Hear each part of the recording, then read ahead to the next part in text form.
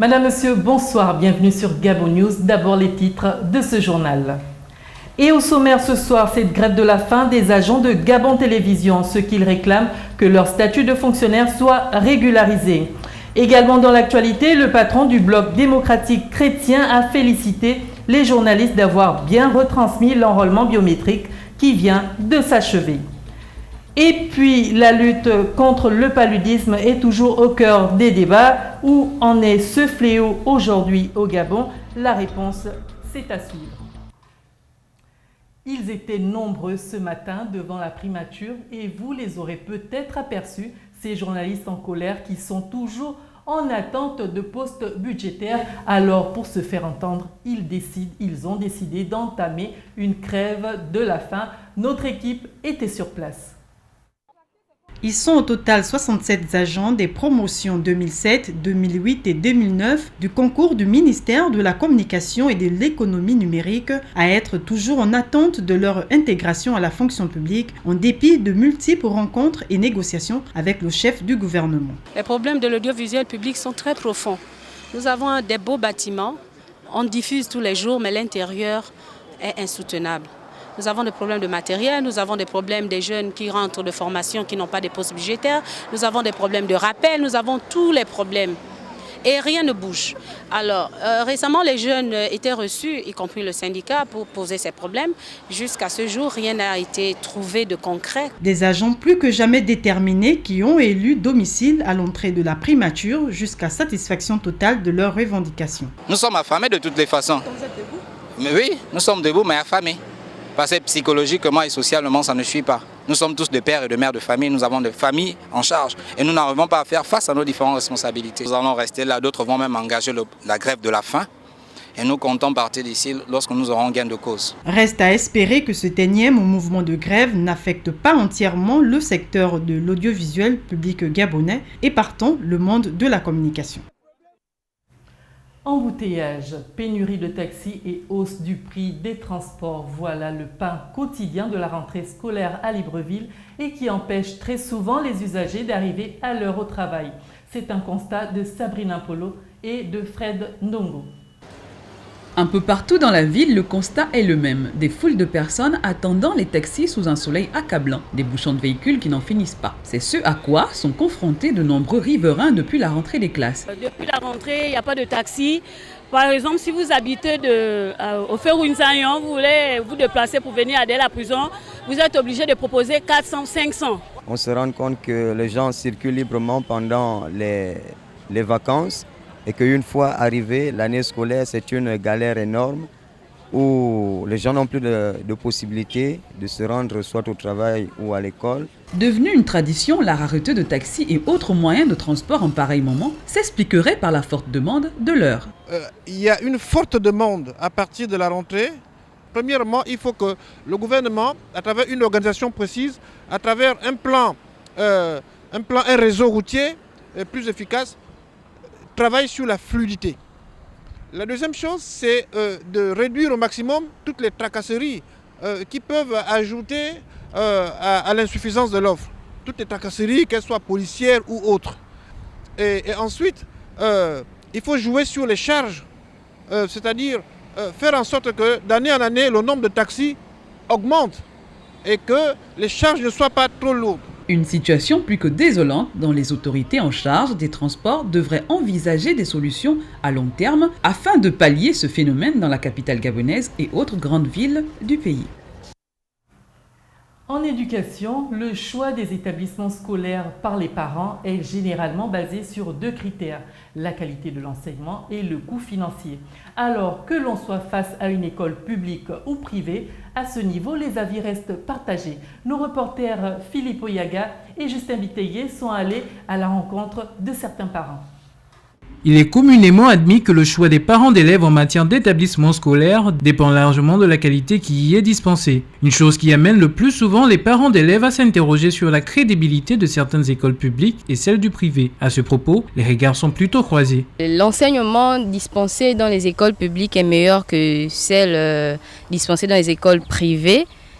Cela s'explique par les résultats aux examens, qui n'est pas toujours favorable dans les écoles privées. Le public est un peu sorti de ses prérogatives malheureusement parce qu'il n'y a pas vraiment le sérieux. Okay? Il y a beaucoup qui s'adonnent au laxisme, voilà, et ce n'est pas bon. Par contre, le privé, vous avez des personnes qui doivent atteindre un objectif et il y a beaucoup de contraintes. Donc vous êtes obligé de proposer un bon résultat. Malgré les divergences d'opinion, toujours est-il que nombreux sont ceux qui s'accordent à dire que les familles démunies n'ont d'autre choix que d'inscrire leurs enfants dans des établissements publics. Si un parent n'a pas assez de moyens, il ne peut pas envoyer son enfant dans un privé, donc directement il est obligé d'envoyer son enfant dans un public. Vivement que l'action menée actuellement par les acteurs du système éducatif gabonais afin de rehausser le niveau de l'enseignement donne des résultats escomptés, toute chose qui permettra aux parents d'élèves de choisir ce qu'il y a de meilleur pour leurs enfants.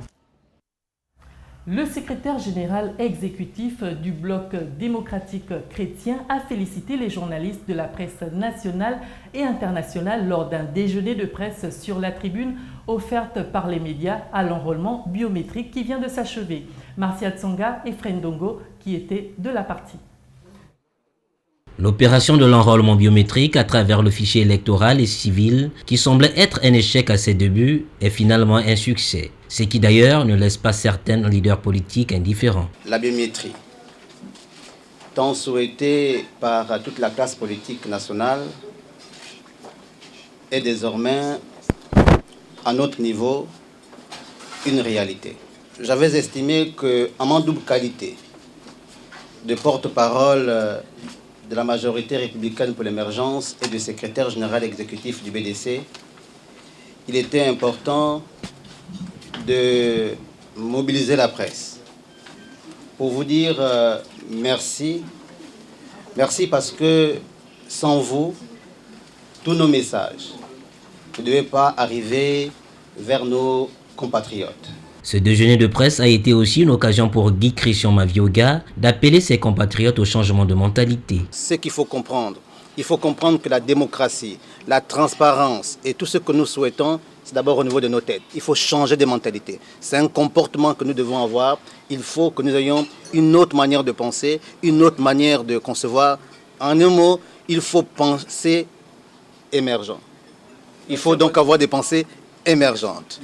Pour le secrétaire général exécutif du Bloc démocratique chrétien et porte-parole de la majorité républicaine pour l'émergence, l'heure est au changement de mentalité afin que le Gabon émergent soit véritablement...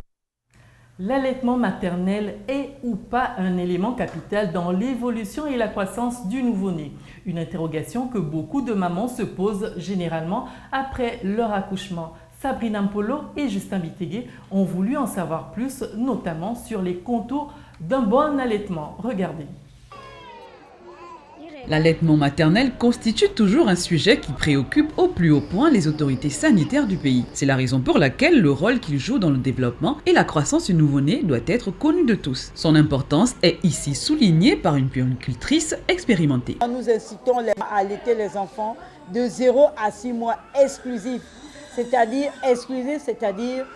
ne pas introduire autre chose, ni l'eau et les médicaments sous prescription médicale. Les mamans doivent donner le lait maternel à la demande. Il n'y a pas d'heure, comme quand les mamans font l'allaitement artificiel, il n'y a pas d'heure. C'est à la demande. Dans le lait maternel, vous retrouvez toutes vitamines. Toutes les vitamines se retrouvent dans le lait maternel. Toutes les vitamines. Il n'y a pas de problème. Toutes les vitamines sont présentes à l'intérieur. À ce propos, des rappels utiles ont été formulés à l'endroit des mères afin d'améliorer leur façon d'allaiter. Une maman qui allaite doit avoir une alimentation variée, saine et équilibrée. C'est-à-dire qu'elle doit manger les 3 groupes d'aliments. Vous voyez bloqué derrière. Les 3 groupes d'aliments. Les aliments de croissance, les aliments énergétiques et les aliments de protection. Inutile de souligner que plusieurs mamans trouvent encore à redire à l'idée d'allaiter leur nourrisson, et cela pour plusieurs raisons. Dans ce cas de figure, l'accentuation de campagnes de sensibilisation devrait donc être entreprise afin de mettre l'accent sur le rôle et la responsabilité des mères face à cette question. Lutte contre le paludisme menée par les autorités gabonaises et l'Organisation mondiale de la santé, prévalence et la possibilité d'un vaccin, les progrès et les défis à relever ont été abordés aujourd'hui. À la clé, la signature de l'aide-mémoire de la revue de compétences pour la période 2006-2010. Le compte-rendu de Kenny Ongori. Le programme national de lutte contre le paludisme, en collaboration avec l'Organisation mondiale de la santé et Rock Back Malaria, a procédé ce jour à la revue de performance. Une cérémonie aux allures de bilan pour le gouvernement gabonais qui a consenti d'énormes efforts en la matière. Mais la sensibilisation reste encore l'un des problèmes majeurs. Il y a un phénomène comportemental qui est propre à l'être humain.